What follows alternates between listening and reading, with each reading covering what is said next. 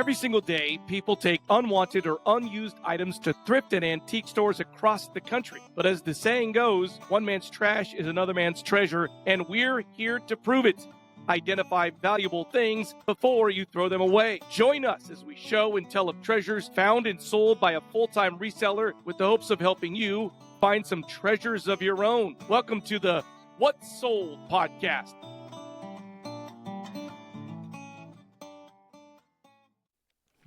Welcome back to the What's Sold podcast. We are refreshed. We are ready to go. We have vacationed. We have taken in the mountain air, and we are ready to go to bring you guys some selling tricks, some magic, if you will, Matt. How are you?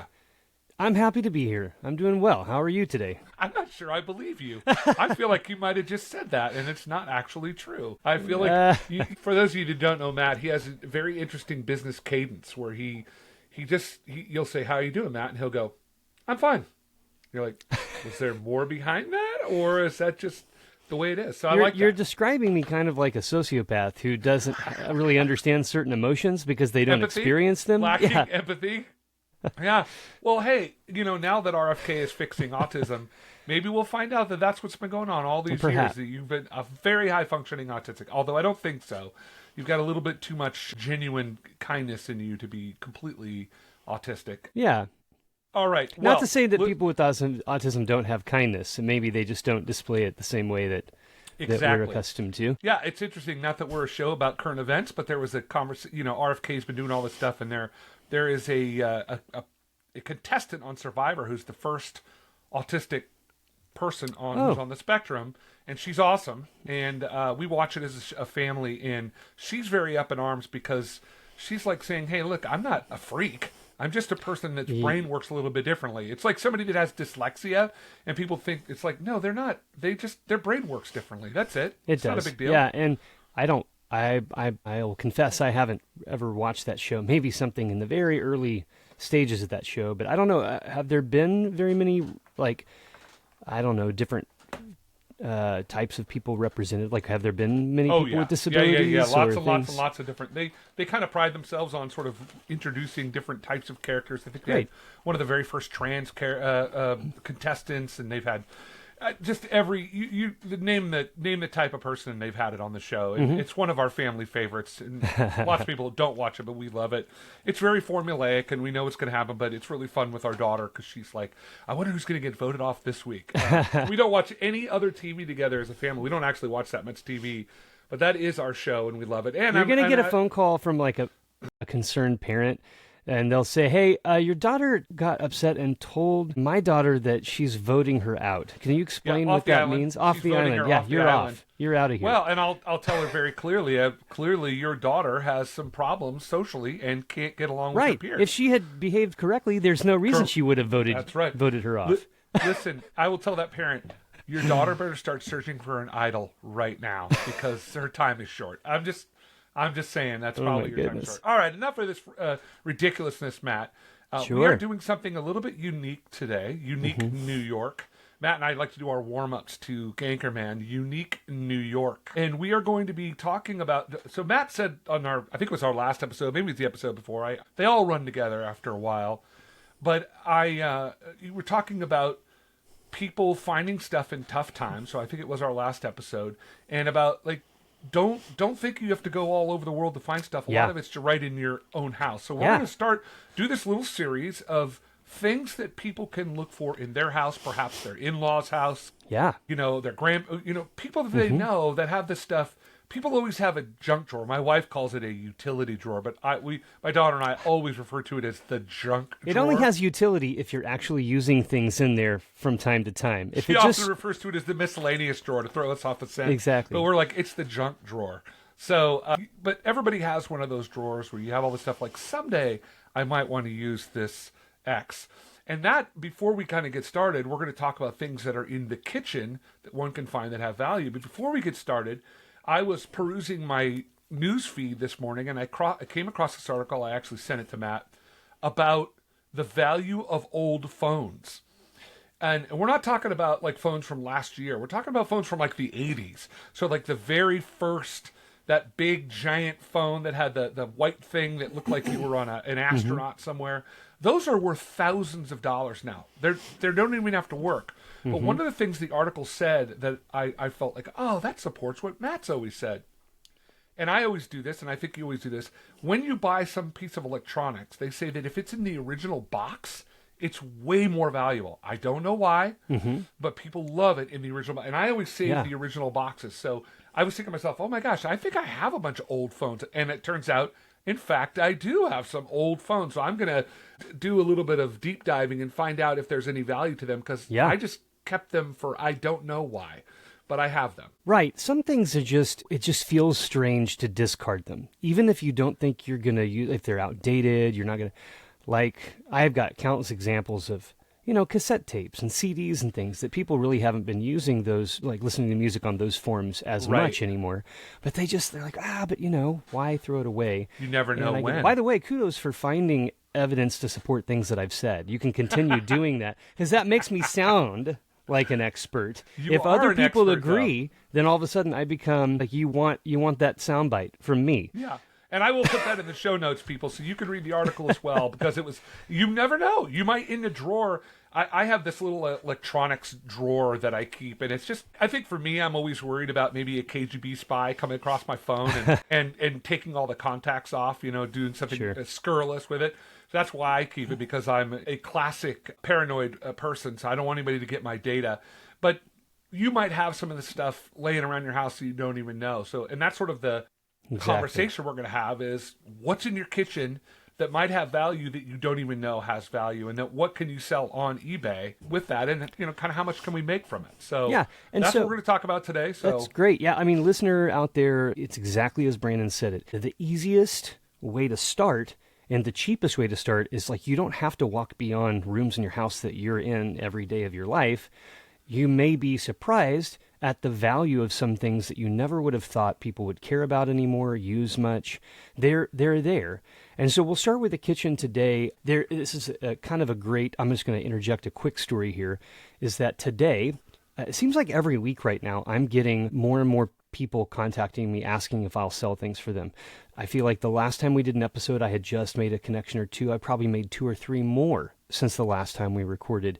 And I'm almost getting to the point where I need to hire more people. Or I'm going to have to start saying, hey, listen, I'm booked until 2-3 weeks from now. And honestly, if I'm booked out that far, I really should get, help. So that may be something I do. But I was in a person's house this morning, 8 a.m. This is one of those classic situations where a parent passed away, was in an assisted living community, but was living in a building it's not like there's several small buildings, like maybe it's a duplex, but they live in one of them. And, the daughter's in there right now.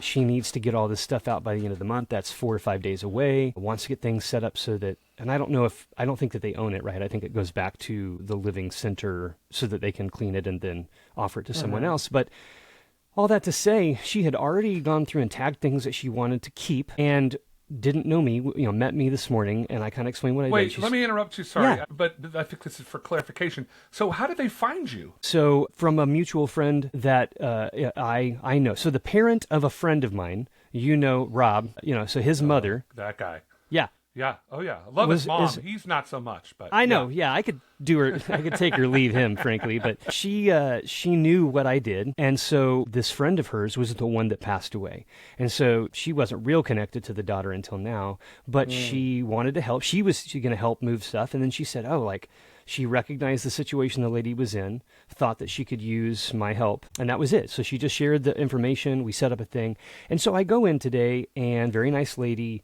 And there's a lot of stuff in there that I'm likely going to gather for her in the next couple of days and start selling.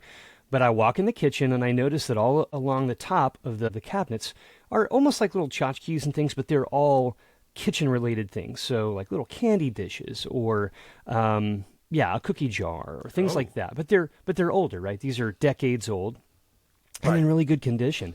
And so I was talking, and she said, hey, she pointed to a piece of CorningWare, which is like a little casserole dish, a white with the blue flowery print. My mom had those. But yeah, exactly. That's a very common one. Most people have probably seen that or used it. And she's like, does this stuff, I hear that some of this stuff can be valuable. I'm like, yeah, it depends on the pattern, condition, all of that. But I was like, just as an example, and I reach up with my phone, I take a photo of this candy dish with a lid. I could tell by looking at it, it was a Fire King brand, which we'll talk about in a moment.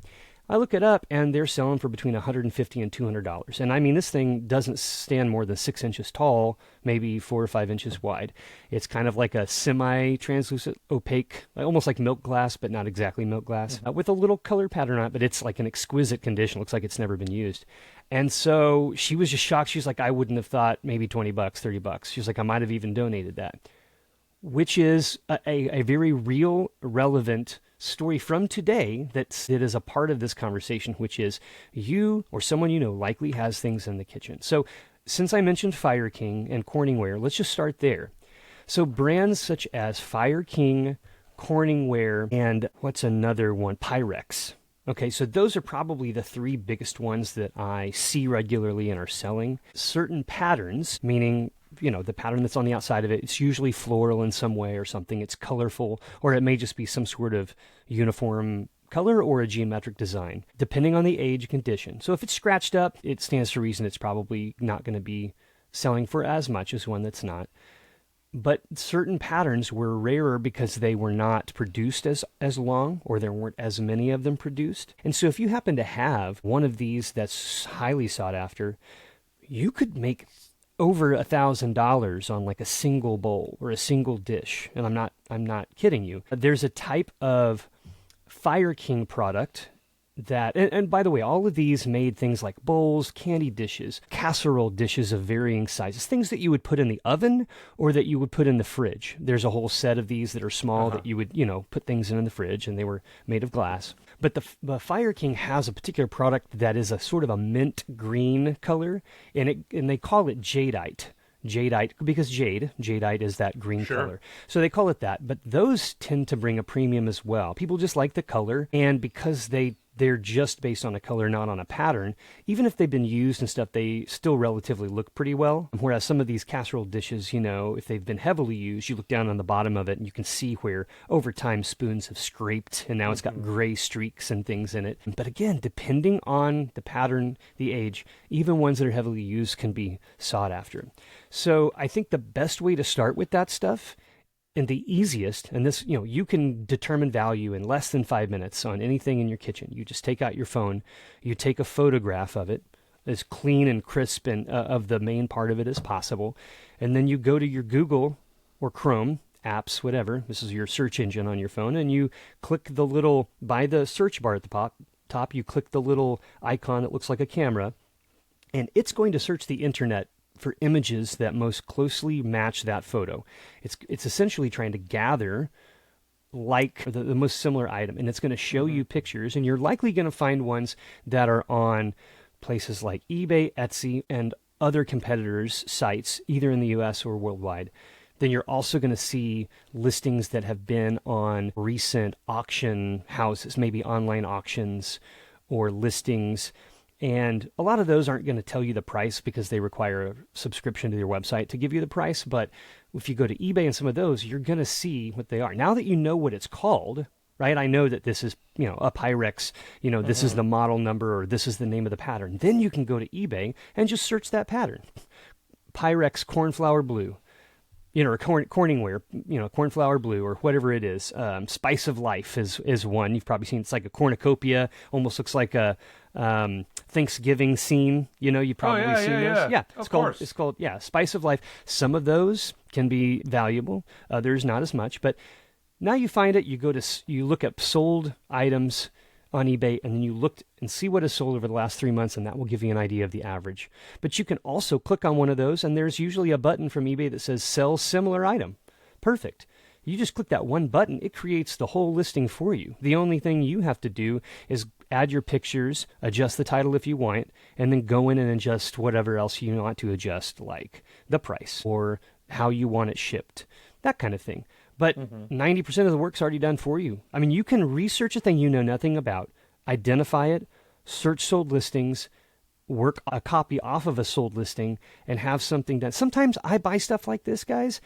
I'll go to a thrift store, I'll buy it, I'll come out to the parking lot, and in my car, I do this process, and I will list it, and it's listed on my eBay site before I even drive out of the parking lot. You can do awesome. this. You can do this in your kitchen. Go find 3 or 4 things, grab yourself a cup of coffee, go sit down in the corner, right? And in 10 or 15 minutes, you could have listed 4 or 5 potentially valuable things. So I sort of went a little bit deeper there, but different types of mixing bowls, mugs, like I said, casserole dishes, these types of things by those main 3 brands. And there are others, but those are typically the most common ones I see, and I know that some of them are selling well. Now, before I move on, do you have any experience with these things I'm talking about? Have you seen these in someone's kitchen, your parents' kitchen? Oh yeah, yeah. My grandmother had. I remember at my grandparents' house. She had on shelves. She would have all the mixing bowls and everything that I'm exactly these. My mom had Pyrex. It's funny. My wife, her mother, had an entire set of, and I was just thinking to myself, man, I wonder what the value of that would be. The original Tupperware. In boxes of the Tupperware from a Tupperware party from the early 70s that had never been opened. That's actually I'm glad you mentioned that name. I should have mentioned that too. So as a sort of an adjacent brand that didn't really create glass or hard products, but it was more plastic products, Tupperware, vintage Tupperware, again, certain colors were rarer to find. Kind of that puke green color, or, the mustard orange. We have one. Yeah, I mean, some of those, and even ones that have, again, some sort of a decoration around it, as long as they're in good condition. Sometimes those things, depending on where they were stored, can be kind of broken, brittle, crumbly, but I've seen others that are really good conditions. In case in point, you can find stuff like that at thrift stores all day long. Now, you might find one, sometimes it's a heartbreaker. Like, you'll find the little bowl. It should have come with a lid, but the lid's not there. So you're like, okay, well, it'll still sell, but not as much as it would have if it was entirely complete. Those things were prone to get little cracks or little things around the edges of the lids. As people would pry them up, they would crack. And so, if you find one that's undamaged, that's great. But again, sometimes, depending on the style and the age, even some that are fairly damaged could be still sought after. Because people are trying to complete sets, or they're trying to get a various colors so that it looks really colorful and cool, vintage items in their cupboard or whatever. So Tupperware is another one. Okay, so if we move over from that cabinet that has the hard stuff, yeah, and we went down to the drawer that has the Tupperware, right? Okay, now we're going to move up to the silverware drawer. And I say silverware, I really mean flatware. But a lot of people have, either they know it or maybe they don't, older or maybe even newer silverware that is made of sterling silver, or 800 silver, or 900 silver, or 950 silver. So 925 just means 925 out of 1,000 parts pure silver. 950 is 950 out of 1,000 parts. That's why sterling silver is marked 925. But silver is a traded precious metal. It has a price that fluctuates by the minute every day. And so you can generally see the value of it based on the weight. So if you have, a lot of people don't necessarily anymore use forks and spoons and knives for their regular meals that are made out of solid or sterling silver, but you might have, say, a carving knife or a sharpener for a carving knife. You might have a large ladle or a spoon or a large fork. And it could be either it's older. Let's say you got it from a family member, you inherited it, you just thought it looked cool. It could be sterling silver. It could have a silver handle, and then the blade portion is maybe stainless steel, but it's usually marked that way. Older ones, the majority of the older pieces of silverware I find that have silver handles, it's sometimes hard to find. They're very tiny. They usually say sterling, the word, like the full word, or they'll say stir, S-T-E-R, period. Right. For whatever reason, on jewelry, a lot of times, when they're newer, they're more likely to say 925. When they're older, I'm talking the teens, 1800s and 1800s, it's going to say sterling. Or if it's really old, it won't even say a thing. It'll just have some SA stamps. And if you see one that has an anchor on it, I don't want to confuse people. There is a particular anchor that's a particular maker. But usually if it's old and has a stamp of an anchor, then that means that it is sterling silver, okay? And it was likely made in Europe, probably England someplace. That's, again, more of a deep dive. But take a look at your flatware. You might have and certain patterns, like if the handle, those older ones seem to be way more ornate the handles like were very floral, they were etched, they had a really cool design. People collect certain sets by certain makers, and maybe they want to they have a place setting for 8, but they've only got 7 forks. They're looking for that 8th fork. Or maybe they have the whole set, except they don't have the big pieces like the ladle or the serving spoon. So those can definitely be worth something, and that's an easy place to look. Also in that drawer, you may have knives. So we talked about silver as a reason why something can be valuable. There are certain types of knives that are higher end knives. Maybe you bought it, knew what it was, or maybe you inherited it. Maybe you're the kind of person that likes to be frugal, and so you get things like that from thrift stores. When you see something that looks quality, you get it. Well, there are certain brands of knives that can bring high values. I tend to find Cutco knives fairly regularly in with other knives, and it's just $1. Like, doesn't matter what it is, knives are $1. I pull that out, and that's like a $50 or $60 knife, maybe more than that, if it's in really good condition. And Cutco has knives, a weird reputation because the way they sell the knives, they basically hire people to go around, but ultimately, they are really good knives. The Cutco knives that we have are amazing. I'm always like, wow, this is a really good knife. And I think that they have a lifetime. I think you can send them in and they will sharpen them for you and send them back. But the way you know Cutco knives, aside from looking closely and seeing that it says Cutco, is that the handles are very unique. They're if you think of like an hourglass pattern, if you were to look at it from the side, that's kind of what it's like. So it's more rounded in the center and towards the hilt and the bottom. It's narrow in between there and it gets wide again. I wish I had one I have ones here, but to show us a visual aid, but those can be valuable. And then others that are brands that cater more to more professional, like chefs and people in the food industry. Those things will find their ways sometimes into thrift stores and places. And so you might, or a yard sale, there's a box of stuff and there was a few things in there you wanted, so you bought the whole box. It was like everything for $20, and you ended up with a couple knives, and you're like, I might use them, you throw them in. But you may not realize that they have more value than just, cutting your limes or whatever you're going to use it for.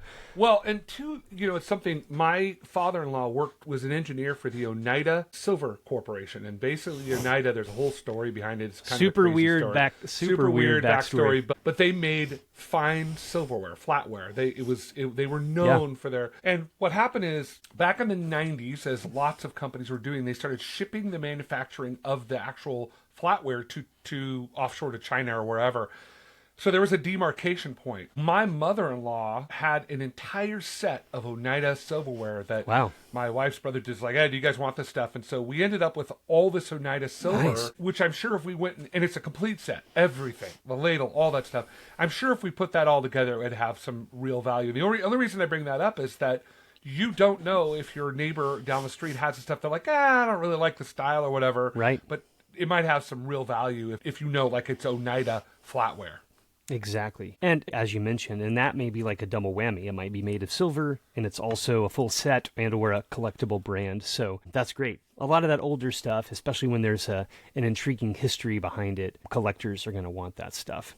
So that's good. So if we go back up to the cabinet area again, we're going to go towards the top and towards the back, where you have the old teacups and saucers that you got from your grandmother or whoever it was. That you never used. I know everyone had, listen, I've been to enough people's house. My favorite thing to do when I go in people's kitchens is to A, guess where the trash can is if it's not obvious, and B, where is the silverware? Because a lot of times there's drawers.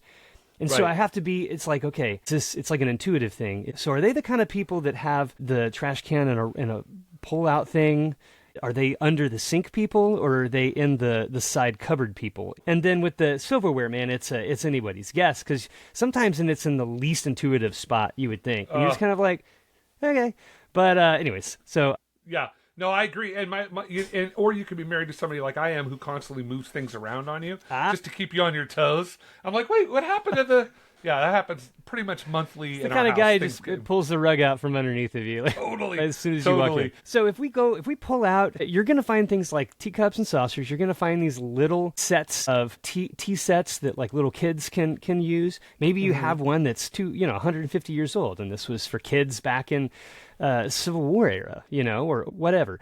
That stuff can have value, especially its full sets. But turning our attention to saucers and teacups, there are some brands, some older ones, typically European, and England or German things, sometimes Russian. So Royal Prussia is a brand. I found, for those who didn't hear the episode where I spoke about this before, the short story is I bought a large lot of things. It took me months to get through all the boxes to open them and actually list them. I was gathering things because every time you buy a large lot, there's always a percentage that needs to be trashed. There's a percentage that needs to be donated because it's not really worth your time because there's not really enough value there. I found this like really ugly, to me, ugly looking saucer and teacup, butterflies and pinks and swirls and things. And I think, sure, that's not me. So that's gonna go in the giveaway. It's gonna go to the local thrift store. But being learning from previous research and mistakes, I'm gonna research it just to make sure. The final conclusion of that story is that 2 weeks later I sold that saucer and teacup, which it's just a saucer, like a small little saucer, a small little teacup, $1,400.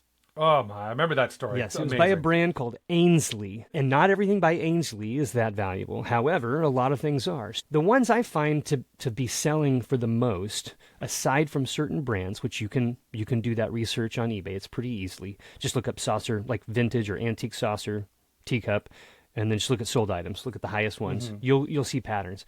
But ones that are really brightly colored and full color, like let's say it's a really bright cobalt blue color with some other colors, but it's very full of color. It's not primarily white. It's actually primarily a color with white things as accents, or ones that have a lot of gilt and or like gold painted brushwork on it. So a lot of times some brands would create a thing and then someone would come in after the fact, after it was created, and hand paint stuff on there. And some that have a lot of gold, I don't know if people are buying it to actually remove the gold or if they just like the look of it, but those tend to sell pretty well also. You can go to thrift stores and you can find these because thrift stores don't look up to see like, oh, it's an Ainsley. Maybe that's, no, it's like saucers and teacups are 50 cents, or they're $1 just because they're a saucer and a teacup.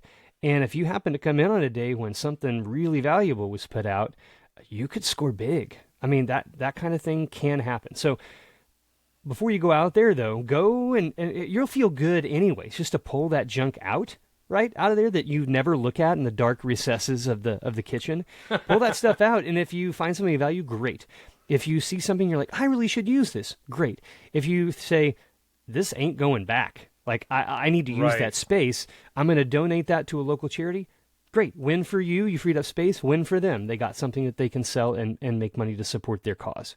So that's another really good place to look. Now, are you, after this, are you going to go pull on your old... Yeah. Oh, cool. Well, okay. It's funny. We have a cup collection. We collect diner mugs. And love them. But we have, I've often thought of, like, at some point when I'm long gone, is Maple going to come through, my daughter, and like look at all these mugs from different coffee shops around the country. It's quite impressive, Matt. But we do have, we, as you know, in any family, everybody has their needs or their wants or their like.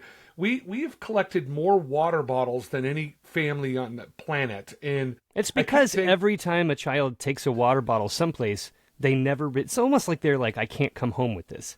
It gets left somewhere, Yeah, I mean, it's you true. have if to a have water more than bottle one. gets left at a friend's house, and no one's there to hear it, does it make a sound type thing? Yeah, it's pretty crazy how much stuff you can collect that you're like, I need to give this back, or, oh, this will come in handy at some point. But you're right, that catharsis of removing stuff. Now, I do have a family member who will remain nameless, who they are the queen / king / queen of, they don't keep anything ever. If you know that if you give it to them, it will be gone in like a week. Yeah. They just don't want anything in their house they're not using right then and there, which I find a little bit over the line. I mean, there are some things that are worth hanging on to, but yeah. I mean, interesting factoid for trivia. There are more children's water bottles floating out in the ocean than there are straws. I mean, because every time they go out, I'm telling you, if I went 10 places in a day and I gave my child a water bottle every time we went, guess how many water bottles would be home at the end of the day? 0. And, and that's the kind of math problems I present to my kids as well. I need them to understand. This is a learning opportunity. I do wonder about what age it is. This is completely nothing to do with what we're talking about. But I look at kids sometimes and I'm like, at what age do you start being more self-aware that, like, no, I need to pick my coat up and bring it home, all right? That's my water bottle. I'm going to pack it away. Like, at some point we figure it out, right? Or I don't know. I'm in my 40s. It for me, it hasn't happened yet. I'm still waiting for the day. You're still leaving water bottles everywhere? All right. What else do we have in the kitchen that we want to sell? It's like signs around here. There are bottles of water laying around everywhere in the house, like sitting, you know what I mean? Okay, so if we move over, let's go down to the oven now. And we're going to get below the oven, the stove, and we're going to pull out these cast iron skillets that you've got. Or perhaps they're over there in your camping gear. I don't know. Maybe you just use that when you go camping. But there are a variety of brands that and styles of cast iron skillets, particularly older ones, that bring really high values. One name that sort of leads the pack is called Griswold. If you think of Clark. Clark Griswold. That's right, the Christmas movie. So Griswold, and they're usually very prominently, the name is on the bottom of them, but they have different models, different sizes, and usually numbers denote that they'll have like a number like 10. Well, that's a 10-inch skillet or whatever. Mm. Good condition ones, or ones that have been kept, they've taken very good care of, among other brands, can sell for crazy amounts of money. And this is also something you can find at thrift stores. They get donated along with any other kitchen thing. The kitchen is an interesting place because if you go to a thrift store, clothing is probably going to be the number one thing that you find, which would be found in people's bedrooms or closets, right? The second highest thing as far as category of things you're going to find is stuff from people's kitchens. Because when people pull those out, they're used. And most of the time, people don't think that they have enough value to sell. But they're like, oh, somebody who doesn't want to go, maybe can't afford to buy new cookie pan, baking sheets or whatever. Well, this is still okay. It's not rusted, and they'll donate it. So cast iron skillets is one of those. And if you have one that you think it might be valuable, but it's in a little kind of rough condition, there are YouTube tutorials and all kinds of stuff out there for how to cure and or restore. There are people who all they do is buy these old skillets in terrible condition, all rusted out, and then they completely, restore them. And then they sell them for good money. So people are buying them sometimes to collect, but also there is a little bit of these good brands made a quality product. And so if I want, I want the best possible item of this type, the ones that they made back in the day are the best of the best. They've held up over time. And so case in point, well, we'll move from that. So very close to the cast iron skillets is other types of frying pans or saucepans or tea kettles or pots. So any type that you can find or have that has a copper bottom, you may or may not have seen these or used these. Those tend to sell for the most because copper is about the best conductor of heat, that you can get. That's why copper wiring is used in almost all, electronic wiring and things. And so when you have these ones that have copper bottoms, provided that the seam between where the copper and the steel is not compromised and there's nothing that would leak through, those can be, you can sell those for a good amount of money. There's one brand, I think it's called Revere. Oh, yeah. Revere, okay. And it usually has like a little, it almost looks like a colonial bust of a figure on the bottom of those. Those have a pretty big following and they're pretty collectible. And I found those at thrift stores, $3. Come home, people are selling them for $75. Perfect. you know, that is the perfect find, right? It is. Those ones that are small, and my parents would probably laugh about this because I'm not, I don't really collect things. I get in trouble every time there's a conversation about their things because they know that I'm not going to, if they pass things down, there's very little that I'm actually going to keep because I don't, I'd rather get the money and help my kids so they don't have college debt in the future or whatever else. But you know what I am going to ask for if my parents don't want it is my grandmother's cast iron skillet and her pots and pans and things, because you know what? She's been using the same ones for 40 years and she takes such good care of them, and that stuff will, and if I take care of them, they'll outlast me. Yeah. I want that stock pot where she cooked the greatest pinto beans that have ever been created on the planet. Pinto beans. That's like if I go to prison and like last meal, get my grandmother and make me a bit. Yeah. Shout out to Dottie out there in Southwest Missouri. Dottie's pinto beans, world famous pinto beans. Listen, I don't want to cause stress for her, for people, lining up in their cars to get her pinto beans. She's lived a long, wonderful life, and I don't think she wants to be working all day anymore. But I want that stuff. Like, that's the kind of thing, because you were talking about utility. Like, I can use that stuff.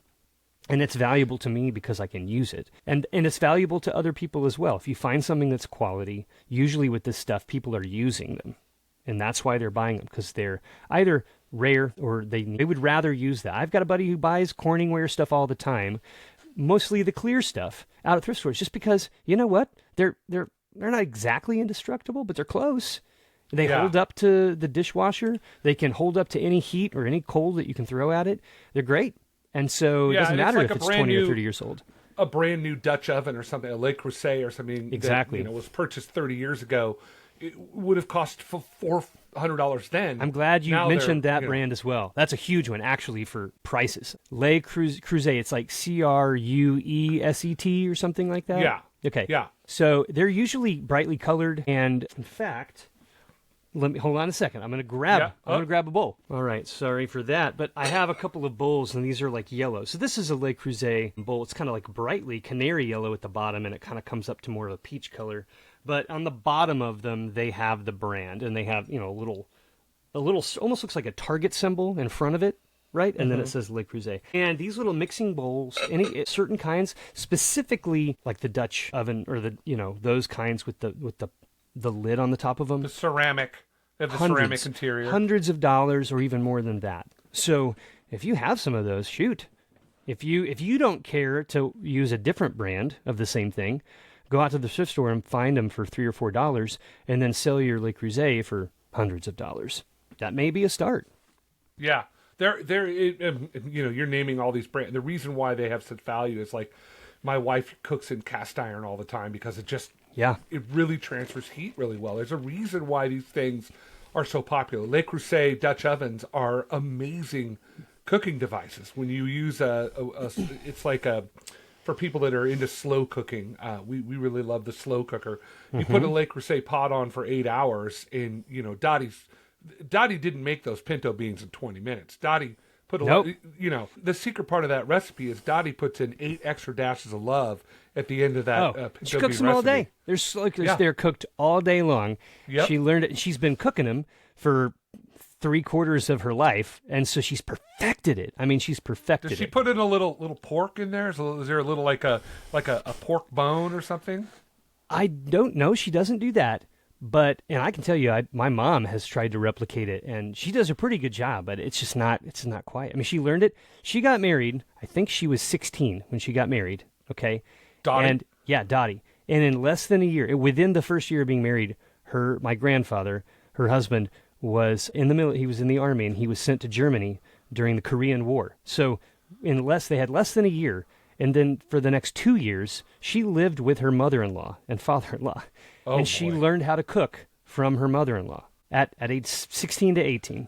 And then for the rest of her life was cooking doggone fantastic meals, albeit Southern fare, so, we only have 2 colors represented most of the time. But, it's the best that you can get. So I digress. But those things, and here's listen, everything I've just said, that may be your buyer.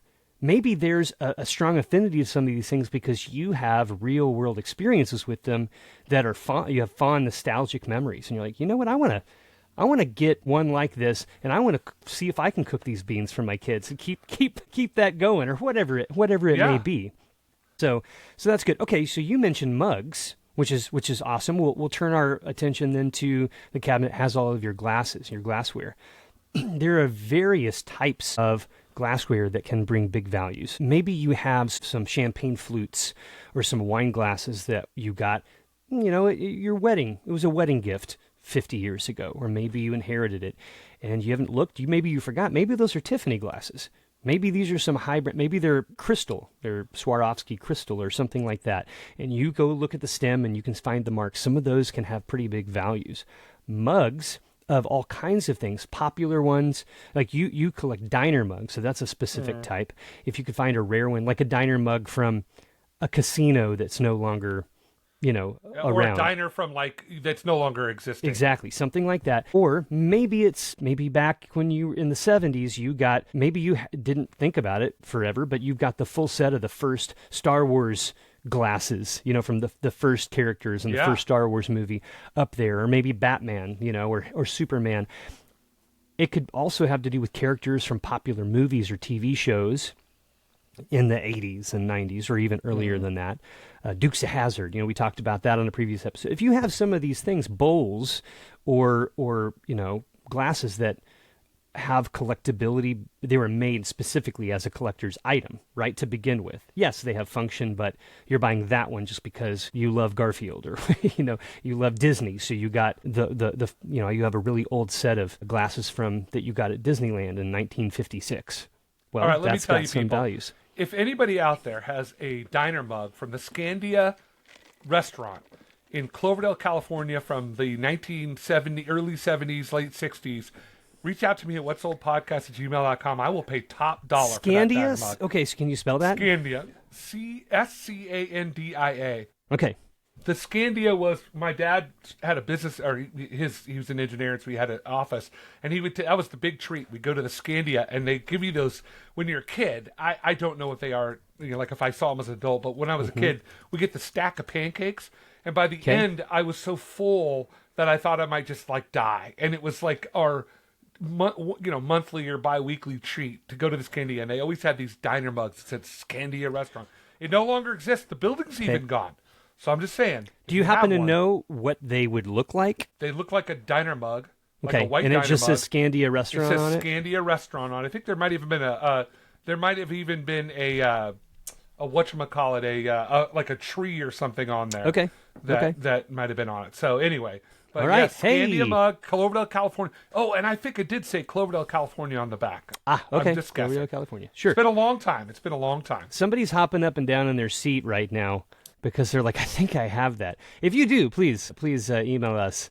Please reach out. We might even have you on to talk about where you got your... Oh, my God. If you were like at the Scandia, I would absolutely get... I'm going to bump Matt for that. I'm bumping Matt to get you on. If you have a photograph of yourself holding a Scandia mug in front of the restaurant with holding a newspaper with the date, please send that our way.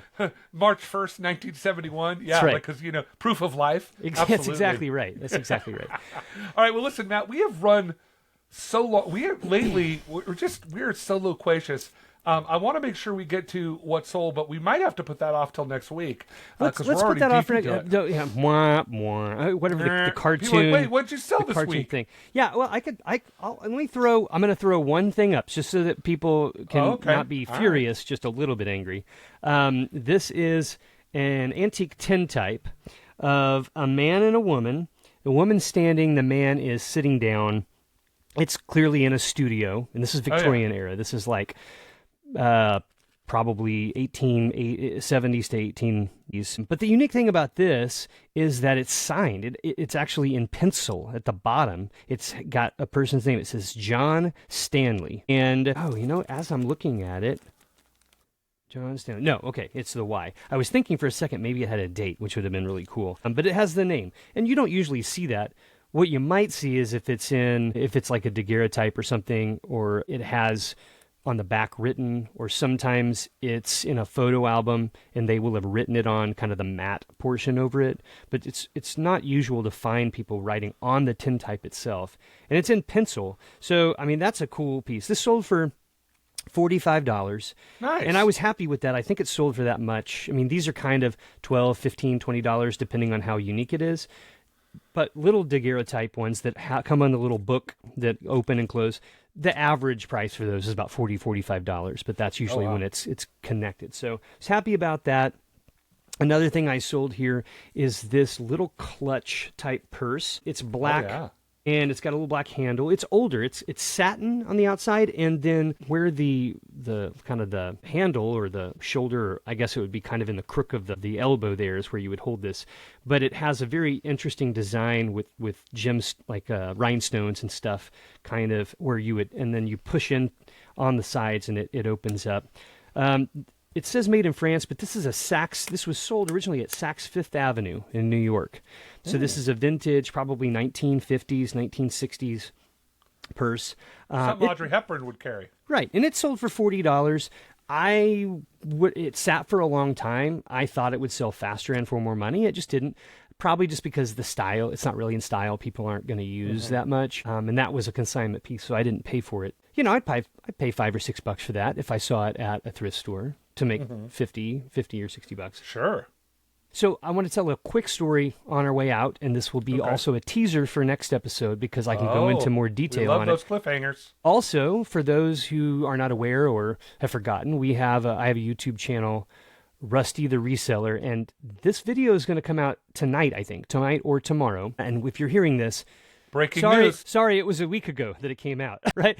But go find it. It's going to be over an hour long. But this week, my family and I went down to Swannanoa near Warren Wilson College, and we walked. We did a nice little hike. It was beautiful this weekend, Easter weekend, and so we did a nice little walk. You will not be surprised to hear, Brandon, that given all of the damage and debris and stuff that was churned up from Hurricane Helene, that area, which is more rural because it's kind of away from the town and there's not roads to that long sections. It's just like everything that was washed there is still there. And it's incredible the amount of trash and debris and everything there. But what I wanted to say is that as we were there and I'm walking with my family, I come across an area that's very loaded with broken glass and pieces of plates and stuff like this, all kinds of stuff. And I even see some poking up like full bottles. And I'm like, interesting. So I realize as I'm there, this is an old dump site that was at one time buried, and the hurricane came and washed a lot of the stuff off the top of it. It also carved, the river there is now 2 to 3 times wider than it was originally. Yeah. So what was a burn pile that was probably several feet away from the river originally, the river is now carved all the way up to that dump site. So I start by kind of looking, digging around. I'm finding some cool pieces of glass, some little things here and there. I come down to the side of the bank, and it's the coolest thing. There are bottles, like old Coke bottles and things just sticking out of, this bank is now where I'm standing. It's probably 8 to 10 feet high from the riverbed. The water was well above that at the time, but I can just walk around and just pluck out things out of the side here. And this is people who look for old bottles and stuff. They usually dig large, deep pits to get to the bottom of the oldest stuff. And in this case, I don't necessarily even have to do that. I may just have to scrape from the side. All that to say, I found a lot of really cool stuff that day. I found some old marbles. I found an arrowhead. I found some bottles and some things. Anyways, I record all of this. It's in a thing. So we can talk about that next time. We can talk maybe about the value of things that I found. Marbles. Oh, that'd be fun. Bottles, like soda bottles, crock jugs, stuff like that. I'll also incorporate a little bit of the video in the next show. So if you don't some have little pieces, you definitely should. The Rusty channel is awesome, and you should definitely watch that because it gets much more in depth. But at least we can show some of the highlights of that. Yeah, and I say that if you don't want to go to it, it doesn't matter because we can talk about it on here as well. That way, everybody has an opportunity to hear and learn about that. But that was a fun thing this week. I didn't intend to go out there for content, but when I saw it, I was like, I want to come out here. So I went the next day and was really happy with what I found. Nice. And again, that's free. It just takes your time. Yeah, exactly. And a lot of this stuff is just about time. I mean, I often think about all I have in it is time. Time is money. Yeah. There's no question about it. So you do have to be, cautious and frugal with your time, but sometimes it's worth it. Do you want to change your own oil or have somebody else change it? Well, if it costs you, an hour of your time and you would have paid $40 for an oil change, well, maybe you should just pay them to do it because the time's worth more than that. Anyway, listen, I'm fascinated. I don't know how we do this. Every week it's like, no way. I can't believe we just went 50 minutes, but that is all the time we have for this week. We will be back with a brand new show next week. Any last thoughts, Matt, before we head out of here about kitchen stuff you find in your kitchen? No, not necessarily. I would say, conditions. So if you find something, I would clean it up if you can, because you're likely to sell it for more than that. But that's not the only room in the house. And so come back for future episodes because I'm sure we'll move through to some other places that you might be able to find some stuff. Don't be too afraid out there. We're going to survive whatever turbulence and things happening. I believe, but if you need to make a little bit of money, you likely have some things. So maybe start there. Yeah, absolutely. All right. Good word. Remember to follow, like, and subscribe. We really appreciate everybody listening. We'll be back with a brand new show next week. But until then, have a great week.